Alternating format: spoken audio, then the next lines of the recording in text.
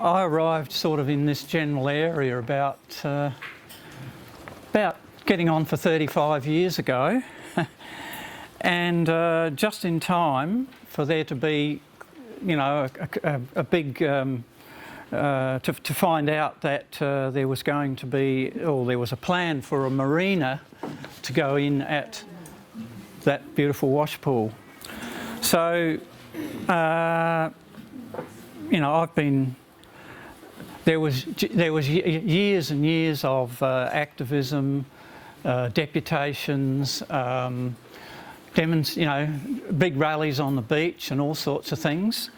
And the thing, and that it's probably too difficult for me to explain the whole lot. It'd probably take, you know, half an hour to an hour. But there is this document that sort of details how all that evolved, and it's available in the Washpool archive from the Willunga Environment Centre, and it will be in a new Washpool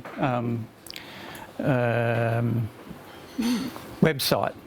So that was what it was like when I arrived here. Incredible activism. I think we had 2,000 people on the beach down there on the big day.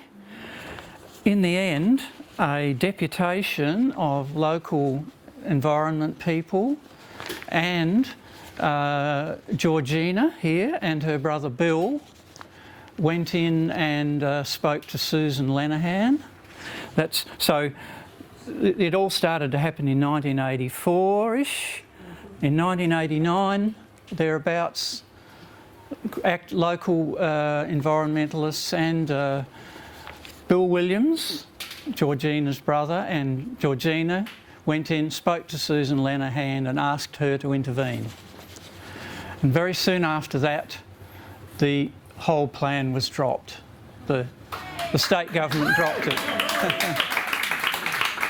So we're very grateful to Susan Lenihan.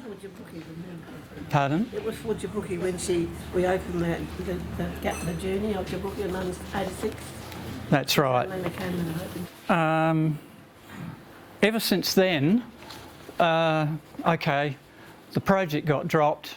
The Willunga Council, it was the council at the time, they did a complete turnaround and they took it on, and so ever since then we've been moving towards, it's either called restoration or protection of the wash pool.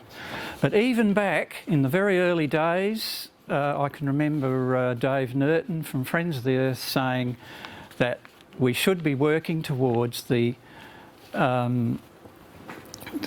wash pool being incorporated in with the Aldinga scrub.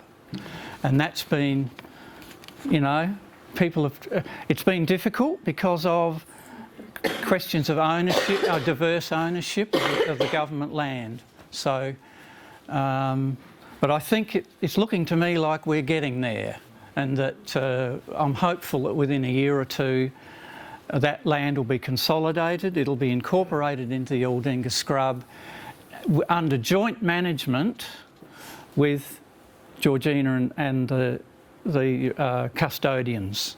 So that's what we hope for. Nearly 35 years. So, as I said, there's just a lot more to it than that, and I'd just think, please come up and read this, or check it out at the Willunga Environment Centre, the whole story, because it's, you know, as I said, I could go on for 2 hours.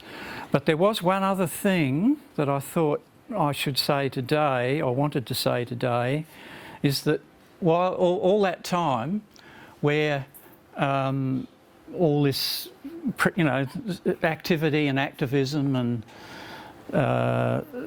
social, you know, debate has been going on, some people have been working away busily looking after the day-to-day, looking after the wash pool day-to-day.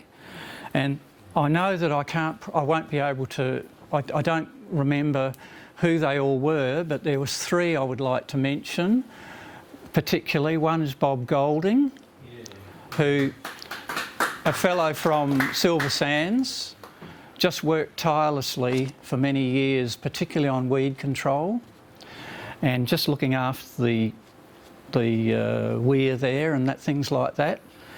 And Paul Rosser, who I think really helped Bob a lot, encouraged him and helped him with getting resources to do the job.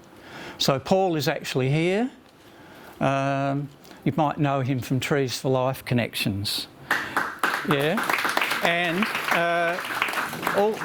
also the late Andrew Scott, who was also helped Bob and Paul a lot.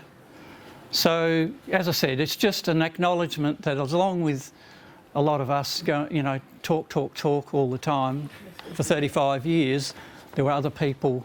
Lest we forget. Yeah, that's right.